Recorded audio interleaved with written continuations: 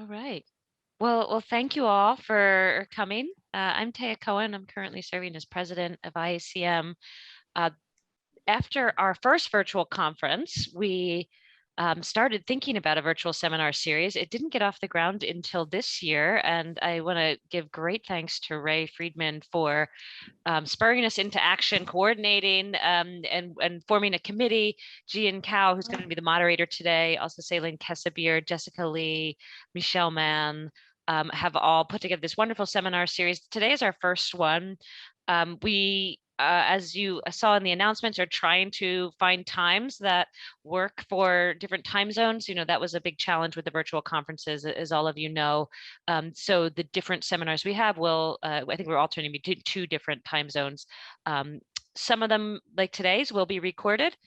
This part in the chit chat will all be edited out. Some of them may not be, up to the speaker's preferences. So if you're able to attend, and those of you here are, that's wonderful. With that, I will turn it over to Ji Yin, and she will introduce our speaker and be our moderator for the evening. Thank you. Thank you, Taya. Hi, everyone. My name is Ji Yin Cao, and I will be the moderator for today. And in our first seminar, we are very excited to have Krishna Savani to join us. And Krishna is currently an associate professor at Nanyang Technological University. And today he's going to give us a talk on using machine learning to generate novel insights in conflict management. Low perceived control leads to zero-sum belief.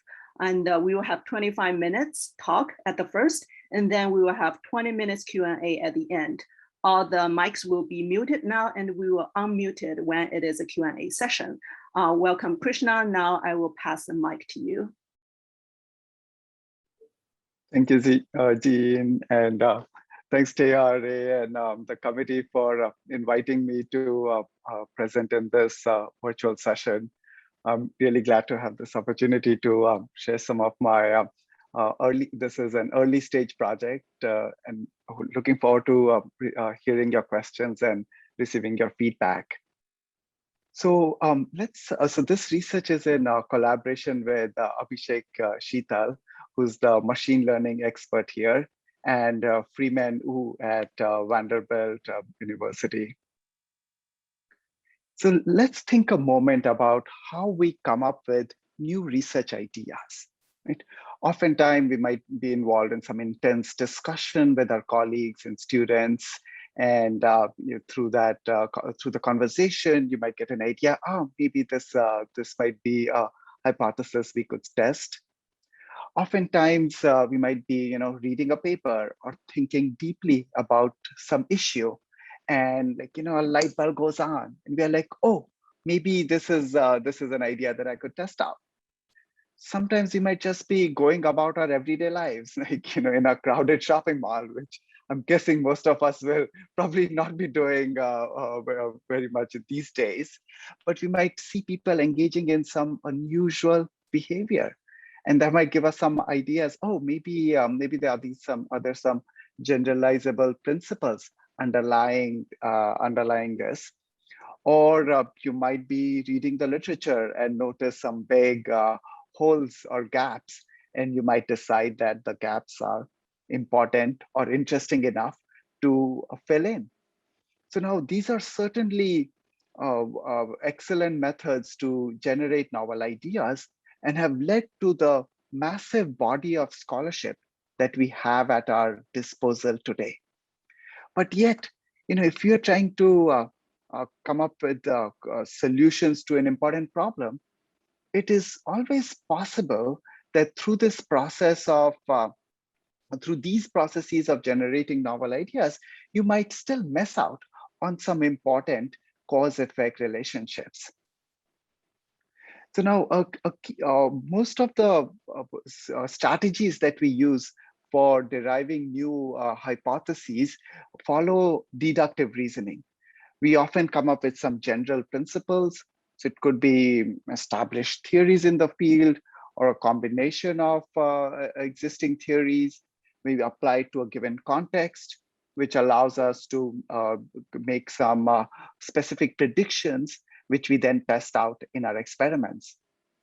Now, oftentimes you also use inductive reasoning, like in the shopping mall example that I just discussed. We have some observations, and we try to make a guess about what might be a more basic generalizable principle underlying those observations, and then we test out whether that principle holds out in reality. Now, yet there's a third method of reasoning that has been discussed in the philosophy of science over 100 years ago, but that we don't commonly use in the social sciences. But it is commonly used in computer science and artificial intelligence. So this concept is called abductive reasoning, or inference to the best explanation. So for example, you have some information that you have observed. So for example, you have just met Emma at a conference. So maybe it's finally an in-person conference after a long time. You notice that she's really tall. She's told you in the conversation that she likes Indonesian food. She has been working in Curacao for a bit. She speaks many languages. She likes soccer a bit. So now, based on all of these pieces of information, if you're trying to explain, like, what's the best explanation for why Emma has these various characteristics, and maybe you can conclude that, well, Emma is possibly Dutch, right? Like Indonesia used to be a Dutch colony. So there are many Indonesian restaurants in the Netherlands. Curacao is still an overseas territory of the Netherlands. Many people in the Netherlands speak multiple languages, so Dutch, English, German, French, and so on. And then the Dutch are the tallest people in the world these days. So this would be a potential best explanation for explaining all of these characteristics about Emma. So now, what research in computer science and machine learning has concluded is that this machine learning is ideal for abductive reasoning for a number of reasons. So first, unlike traditional statistics, whose goal is to assess whether some findings from a sample can be generalized to a population, machine learning is instead focused on predicting or classifying future observations. So stuff that you have not yet seen or observed at the moment. And it does so using all the data available, but importantly, without making any assumptions about the distribution of the data. There's no like homoscedasticity, normal distribution, any of these regular regression-based assumptions are not needed. There's kind of no problem. Just give it whatever you have. And unlike traditional regression-based statistics, machine learning models automatically assess linear and nonlinear relationships and any number of complex interactions.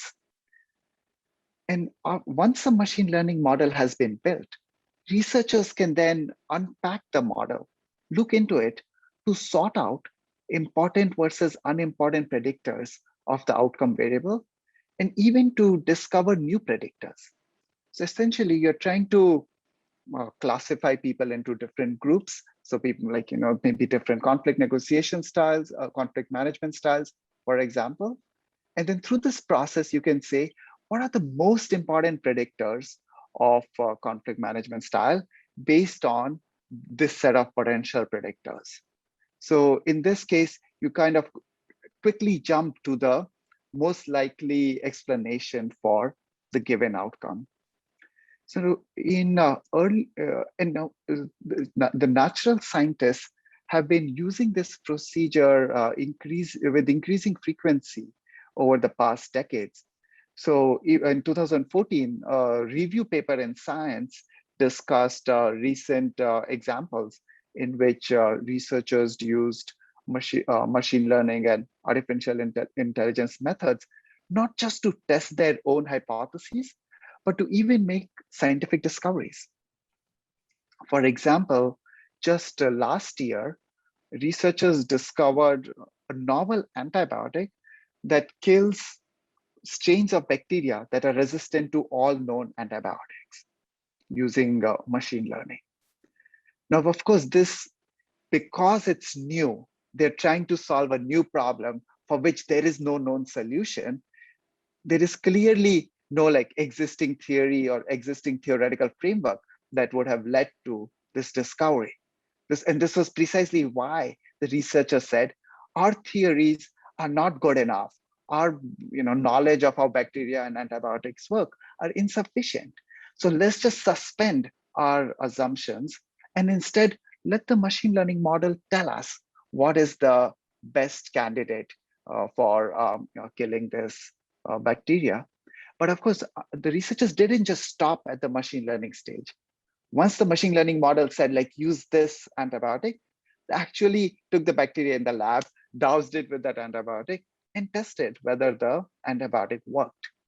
So in this program of research, we have been trying to use a similar paradigm using machine learning methods to generate novel hypotheses and then testing those hypotheses in the lab and then integrating them with existing theoretical frameworks. So our first paper on this topic came out last year. So here we picked a dependent variable, which is unethical behavior.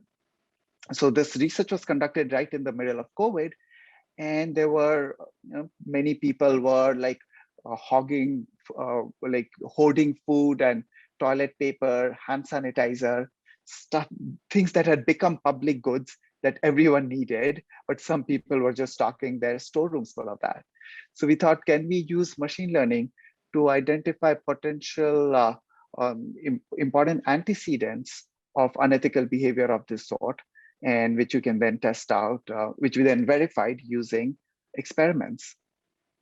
And if you want a short summary of this work, you can check out this New York Times article with this title. So once our paper came out, New York Times writer came across it and said, oh, hey, this is the first time something like this has been done in the social sciences, and then decided to feature it around Thanksgiving. So now in the previous paper, the way we went about this research was we picked a dependent variable, right? Unethical behavior, and everything else that we had in the data set, all other survey questions, served as potential predictors. Now in this research, we said, can we do things the other way around? Right? Is it possible to say, pick a variable as an independent variable and then treat everything else as potential outcomes? Can we generate viable cause-effect relationships using this procedure? Now, the way to think about it, although the machine learning model, we have to specify what are the outcome variables and what are the predictor variables, essentially the relationships identified are still correlational in nature. It's not telling us like, this causes this or this causes that. We just don't know. That's for us as social scientists to verify. So we thought maybe this is, it's might be a viable way to move forward. So in this program of research, we have been using the World Value Survey, largely because it's probably one of the broadest collection of social science variables, I would say, has information about a wide range of attitudes, values, beliefs, and behaviors from people around the world. So the version we used had data from nearly 350,000 individuals, sampled over 4 decades in nearly 100 countries. There were about 1,000 variables total. Many of them are not relevant to us as psychologists.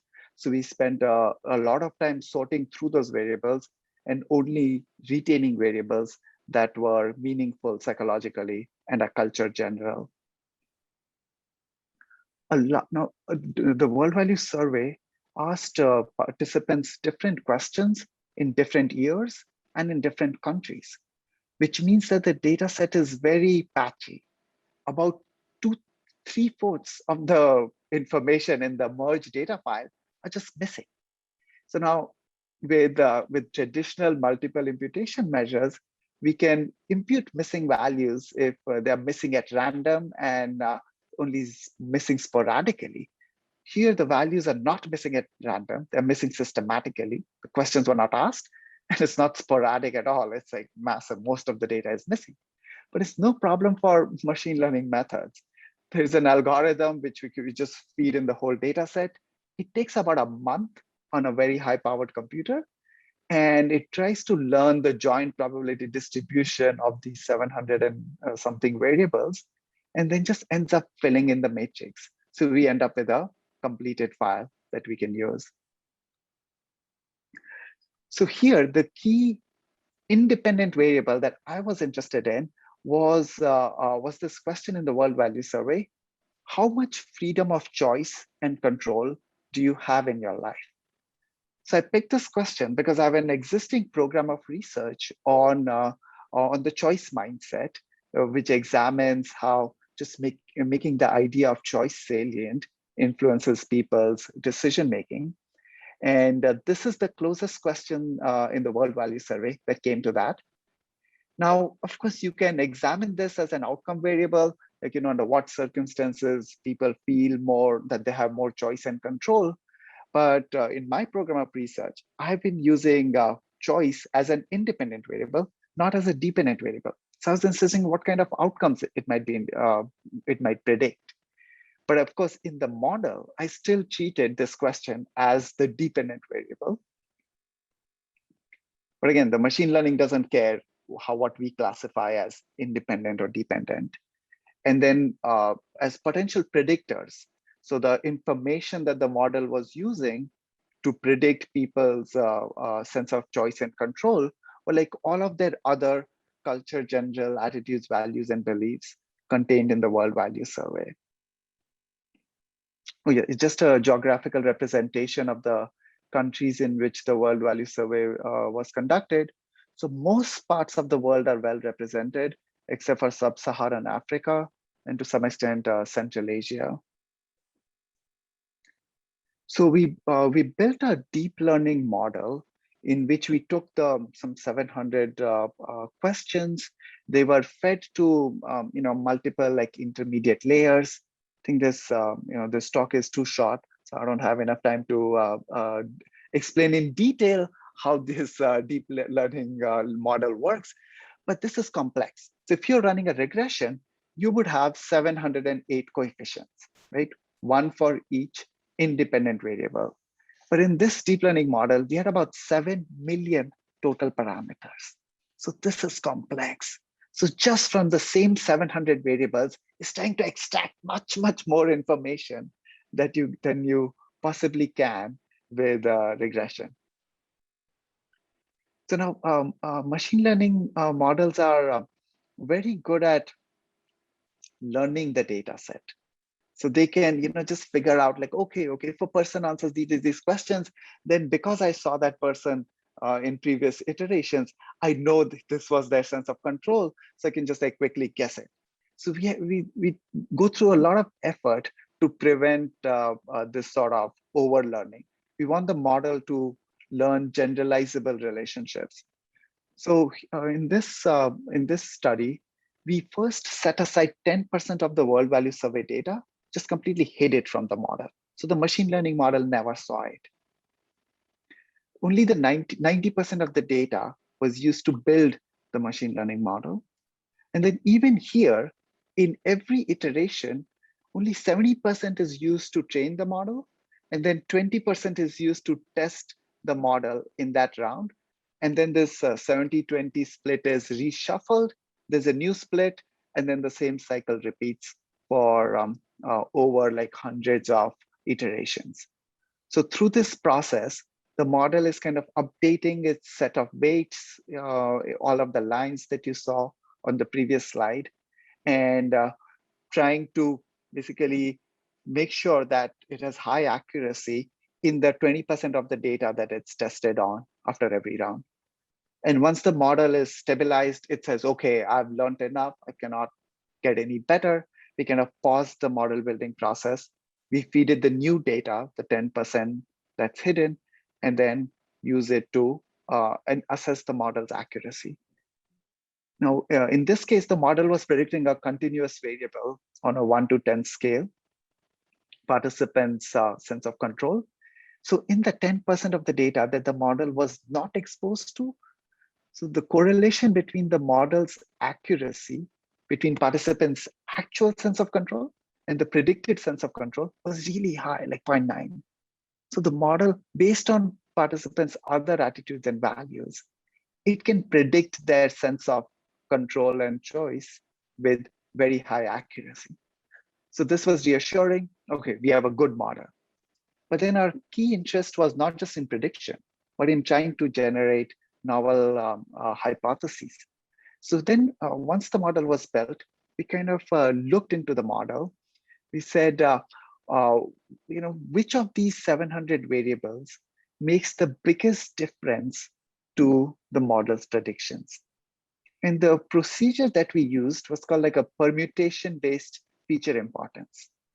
So what it does is it takes each of these 700 predictors one at a time, and it just kind of moves the values of those predictors around within the given range. The idea is that if that predictor is important to guessing participants' sense of choice, then just moving those predictor variable would have a big impact on the model's loss value. That is like, or you can think of it as the model's accuracy rate. If a predictor was like not at all important, the model is not using it to predict individuals' sense of choice and control, then it wouldn't have any impact on the resulting accuracy. So this procedure allows us to rank all predictor variables in terms of their contribution to predicting the outcome. And importantly, it's not just, this procedure is not just modeling direct linear relationships. It could be modeling like linear, nonlinear relationships, direct effects, main interaction effects, all possible effects. It's like assessing the total effect of the variable.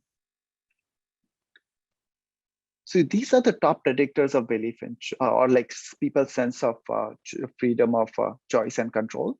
So a number of predictors were about like life satisfaction, financial satisfaction, happiness. And so I think these were fairly obvious. You are well off, you're happy in life, you feel you have a sense of control and choice. It's probably a bidirectional relationships between sense of control and all of these variables. Another variable was seemed to capture distrust. Do you think most people are trying to take advantage of you? And one of the other top predictors was this item. Do you believe that people can only get rich at the expense of others, or that wealth can grow so that there's enough for everyone? And this seemed to capture zero-sum thinking. So we got very interested in this question because it's a major issue in conflict management. And although I would say the collaborator team here are not conflict management researchers per se, but we are all interested in this topic. And we thought, okay, let's test it out. And especially with reference to the zero-sum thinking, our sense was that the belief in choice and freedom is probably a cause of people's zero-sum thinking. So we said, okay, let's test this hypothesis out using our traditional methods. Does belief in choice and control reduce zero-sum thinking? Oh yeah, by the way, where did I get to the reduce part? We use the machine learning model to plot the shape of the relationship, and it said the there's a negative association between these two variables. So in the very first study, first thing we wanted to disentangle the items. I think the item is like horrendous, right? Clearly a psychologist did not make it up. How much freedom of choice and control do you have? Like double barrel items, like, clearly they haven't heard of it. Whoever came up, put it in the World Value Survey. So we thought we want to disentangle choice and control, which matters more. So here we measured locus of control using, I think, one of Rotter's scale. Then we also measured just a general desire for control, because it could go either way. People who want more control also feel they have more control, or the other way around. And then finally, we measured participants' desire for choice using a scale that I'm in the process of writing up, so it's as yet unpublished. And then we measured zero-sum thinking using, again, an established scale. So here are the results. So we found that locus of control correlated with zero-sum thinking. So higher numbers are more external locus of control. So the more people's external locus, the more they endorsed zero-sum. But desire for control and desire for choice did not predict zero-sum thinking. So you're like, okay, so it seems that locus of control is the key variable underlying that world value survey item, at least with reference to zero-sum thinking. This was exploratory study. We said, let's replicate the relationship. And we got a very similar correlation coefficient. It was like 0.4 in the previous study, 0.44 here. We say, okay, now does this have a causal impact, right? Because up till now, I've only shown you correlational data. So we recruited about 400 participants, and we used a standard manipulation of control that people in compensatory control theory often use. So it's like similar to the power priming manipulation. It's like asking people to recall a time when either they had a low control or high control. There are a few different prompts. Participants were asked to write a paragraph. And in this study, we just gave them the self-report measure of zero-sum thinking. And these are the results. So we found that in the high control condition, people were just around the midpoint of the scale. Low control condition, people endorsed zero-sum thinking more. And it's a small effect size, but we used a weak manipulation. The recall manipulation, in my experience, is not particularly strong. So if we saw an effect size of 0.5, I would be really suspicious, actually.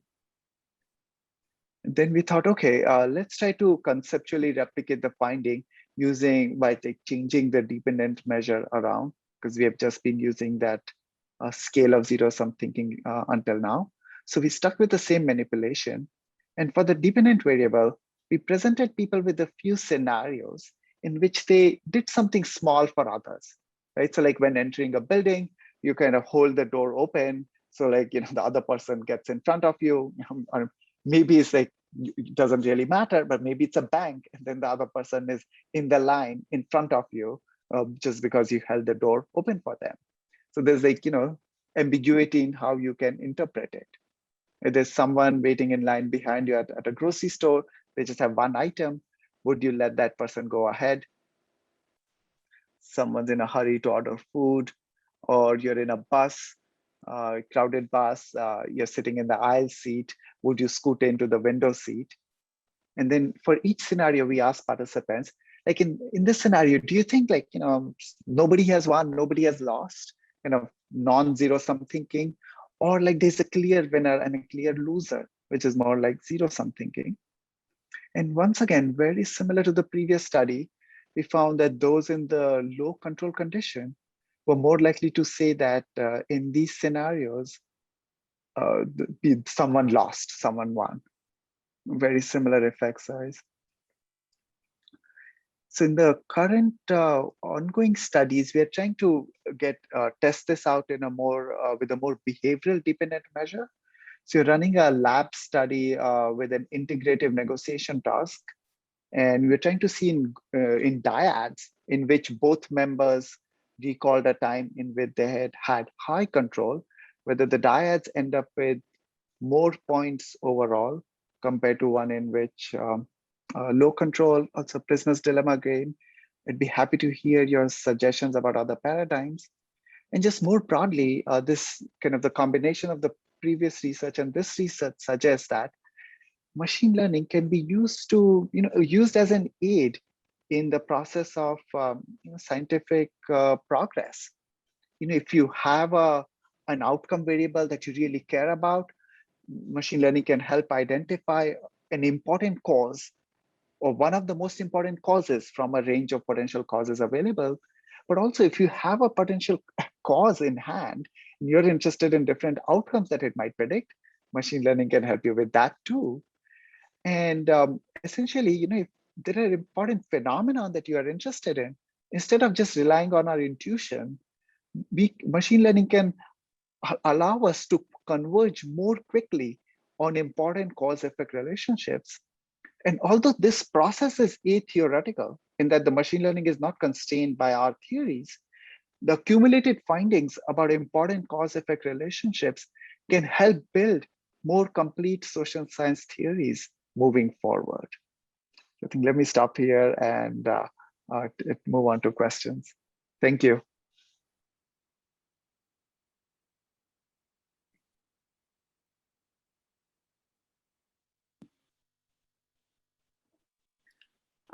Thank you, Krishna. And now we can open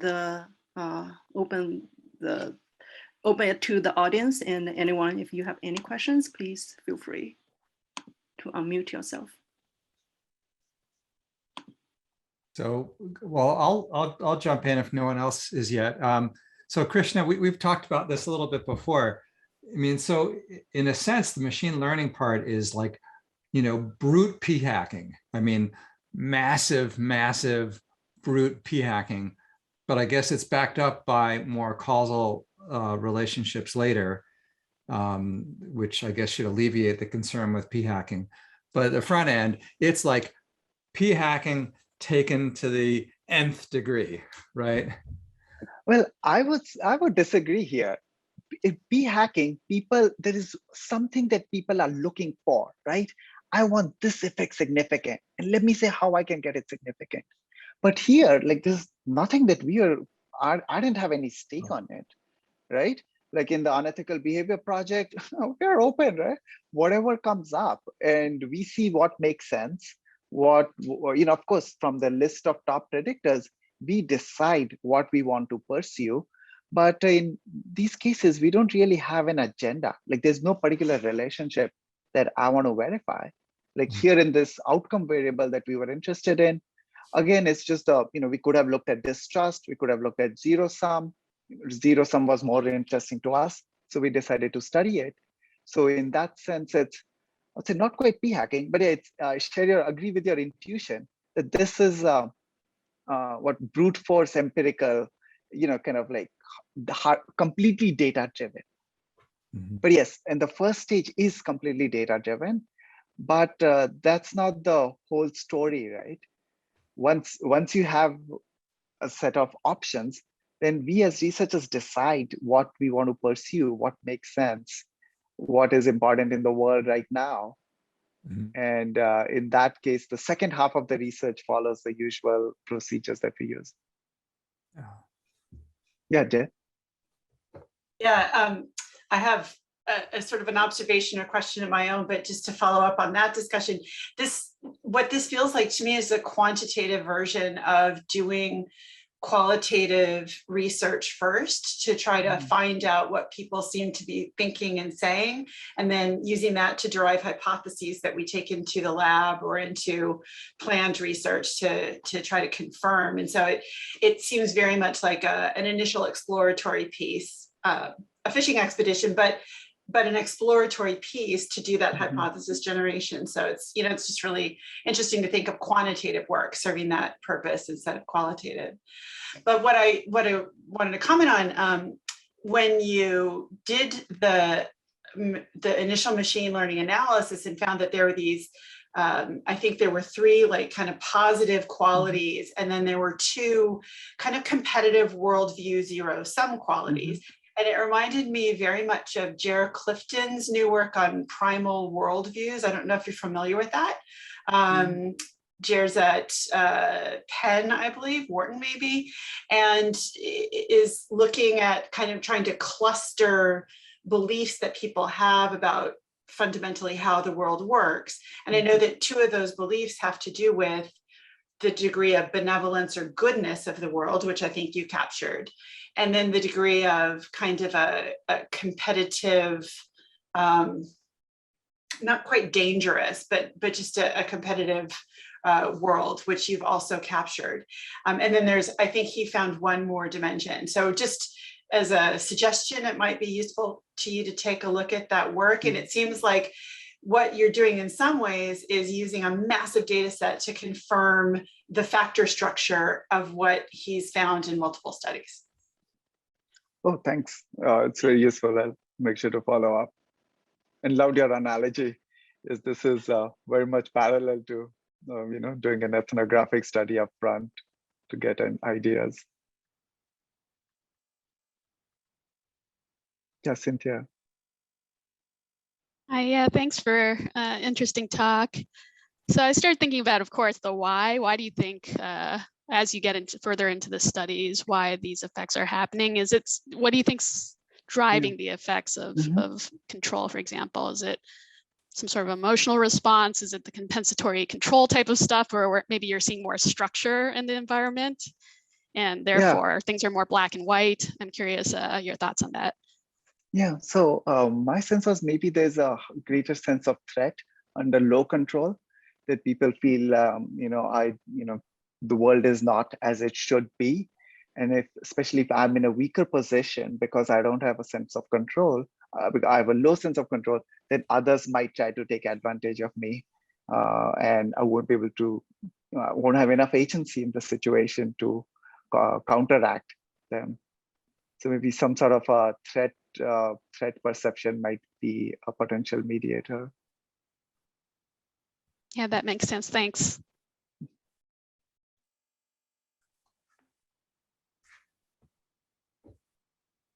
We have a question in the chat. Oh, okay.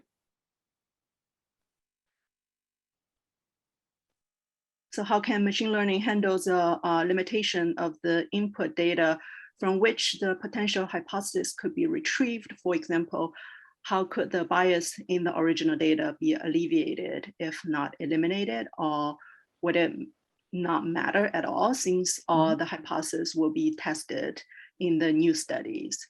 Yeah, I think this is also a general questions that I have, and I'm curious about what you think, because we know that machine learning could have a lot of biases and the limitations, and this has been discussed a lot in the machine learning research. So what do you think, how it will be influence the result, and how it could be eliminated or mitigated? I think the bias part comes in the construction of the data set, right? So if there are important predictors of zero-sum thinking that are important outcomes of sense of control and choice that are simply not included in the data set, then they cannot come up as potential antecedents or outcome variables. So that's like the first restriction. Now, in terms of biases, I think here the question is probably more about say machine learning is if a model is trained on data from only men, then it makes like bad decisions at class of making judgments about women. Or if it's trained on people from a particular ethnic group, then it makes mistakes when classifying outgroups. Now, in our case, it's maybe a little less relevant, and especially, and that's one of the reasons why we chose the World Values Survey data, which is pretty broad, both in terms of the countries, demographic groups, and so on. And if there could be biases in, like, say, the questions are badly worded, like the double-barreled question about control and choice. But again, that we sort it out in our very first study. Okay? So I think this is a problem if we are using, say, we take our machine learning model and we directly implement it in the field. And it makes some consequential, it's predicting new job applicants' sense of choice and control, and then a company is using it to decide whether to hire them. That'll be problematic. But we are not using the machine learning model for making consequential decisions of that sort. All we are doing is we are saying, okay, based on this information available, and sure, the data set is noisy, it's patchy, there's a lot of missing information, probably a lot of participants just gave like bogus responses. No, those are all not problems. So the machine learning is excellent at filtering out signal from noise. So all the noise about bad responding and so on would just be eliminated for the most part. So I think the more substantial biases, I guess, would be, say, questions that are asked in close proximity, right? So there were other questions about control or fate that were asked very close to this key question about freedom of choice and control. So we were aware of that. And so we just removed all those other questions before building the machine learning model, just because there'll be like high correlation from the proximity and the thematic overlap. So again, as a kind of, we are informed scientists trying to approaching this problem rather than companies that are just seeking this to make money out of this. So I think, just a little bit of common sense thinking can help mitigate many of the biases existing in the data set. I think because I'm a co-host, I can't raise my hand, but I'm curious you to speculate of where you see machine learning in our field. Like if we fast forward a few years, or you're obviously on the cutting edge, and I want to thank you. This has been fascinating because these are things we've heard a lot, the big data, people, and so this was a really informative and clear presentation. So I learned a lot. And I'm curious about, where you think this is going, because in the way you've done your work and in your response to the questions, you've frame this much more on the inductive, abductive, and then you need to do more deductive processes. And so is that sort of where you see this situate is moving forward, or do you see it differently? And given the prior question, I was also thinking about that in that what kind of data would be useful, because you need a lot of data, right? It has to be good quality data. So the World Value Surveys is one source, but it's hard for me to think of sort of all the different possible sources you could think of. And we seem to be moving towards an era where we have lots of data, but I'm curious if you think this is just going to increase and the field's going to move this way, or if this is going to sort of be more useful for some areas or others, or really to speculate on where this is going. Yeah, awesome question. So machine learning has taken a big hold in the medical sciences, because in that field, like the key goal is people want solutions, right? I want to, which drugs will help combat COVID, right? And there's no, people like, yeah, what's the theory? What's the mechanism? That's often secondary. Like, of course, you want to find out the mechanism, but the first goal of the field is solve the problem. Right. So I think, and that's why they have been very quick at adopting machine learning. But in the social sciences, focuses on the hypothetical deductive method has been predominant. Right? For the vast part, researchers are not quite interested in like how do I solve a problem, but how do I fit my research within existing theoretical frameworks, and so on. And also I think one of the reasons for this is for the most social scientists are not solving problems in most of our research, and I'm not either in much of my research, right? So I would think that it'll probably be a secondary method in the coming decades, but just because of the focus of the how the fields are conservative and there's no push from the real world to come up with like good solutions. Right? So I think maybe clinical psychology is best poised to end up using machine learning, because they do have problems that they want to solve. Like I think unfortunately management research is very heavily invested in the hypothetical deductive method. You must need an existing theoretical framework to even begin your research. So it'll probably take a while before they get to it. Right? Within psychology, probably cognitive psychology might adopt it far earlier than social psychology. I think it's an open question, but I think if say policymakers get involved, or there's some stakeholders who want solutions, then I would say instead of just using our intuitions or our theories to come up with solutions to problems, machine learning is probably a much better method to maybe more quickly get on to the most important solutions. And just in terms of a practical point, like in terms of my normal research where we just come up with armchair hypothesis development, maybe the hit rate for experiments is like about 20%. Right? Vast majority of the time, our armchair hypotheses don't work out in the real world, especially if we don't do any p-hacking and all of that. But with machine learning generated hypotheses, our hit rate is like close to 90%. And the machine learning said this thing is an important cause. It virtually always works. We can very quickly verify it with experimentation. So I think it's a much more efficient way of doing research than our traditional procedures. Thank you, Krishna.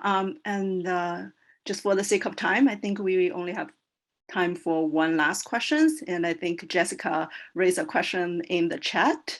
And she's curious about when you write up the paper, do you explain in the front end the whole abductive process through which you develop your hypothesis using machine learning? Or do you write up your front end like a traditional paper? And what is the reviewers' reactions? Yeah, so actually we write it with as it was actually done using the abductive method. This is because it's a generalizable method, right? So normally we don't write about how you got your hypotheses. I mean, it could be in a conversation or whatever. That's not part of the paper. But because those normal methods are not replicable.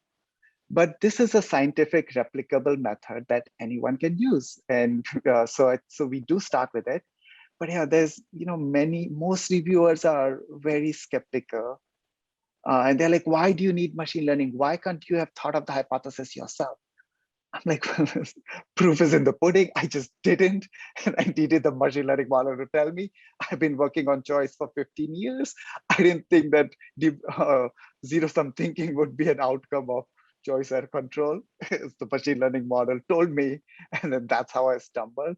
But yeah, so I think this is very new. I think we are probably the first research group that's using machine learning for hypothesis generation in the social sciences. So no wonder there's a lot of resistance from the field. But hopefully over time, as there's a bigger community in this area, things might change gradually. I have one more. Can people hear me? Yeah, I have one more comment or question. It seems like you talked about this as a more efficient approach, but it seems like it's a skill that's in the hands of a few people. I mean, the generalized skill is not there, and the data sets are very limited. It almost seems like this should be a public resource. And, for doing that analysis with 350,000 people and 7 million, observations, I would assume that out of all of that, it must have produced 50 strong correlations or 500, something like that. And so if these are like, the most likely to be fruitful, it almost seems like we should have a resource where the people who know how to do this and have the few large databases kind of put out, the most promising relationships for the community as a whole. Yes. So actually for the Psych Science paper from last year, we have uploaded, I think, the top 50 predictors of unethical behavior in the whole world and in every region of the world, geographical region of the world on the OSF webpage. So yes, interested readers can check it out and download them. And then as kind of more papers get published, we'll put all the code, the data, the World Value Survey data is publicly available. And then we also put all our analysis results. So yeah, great point. Over time, there can be a kind of like a public good coming out of this research. And by the way, this the deep learning model that we used here, now that's very complicated. It runs on graphics cards of computers. Like you need someone who knows the hardware, software interchange. But for somewhat smaller data sets can be analyzed using methods such as random forest. And my PhD student with a background in psychology learned random forest, how to run random forest within a month. And now she just runs her own machine learning models whenever she feels like it.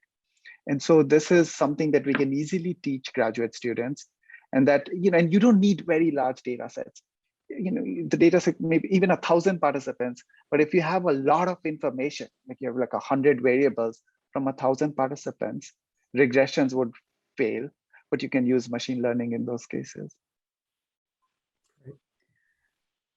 Great, thank you, everyone. I think we are running out of time, and I want to be respectful about that.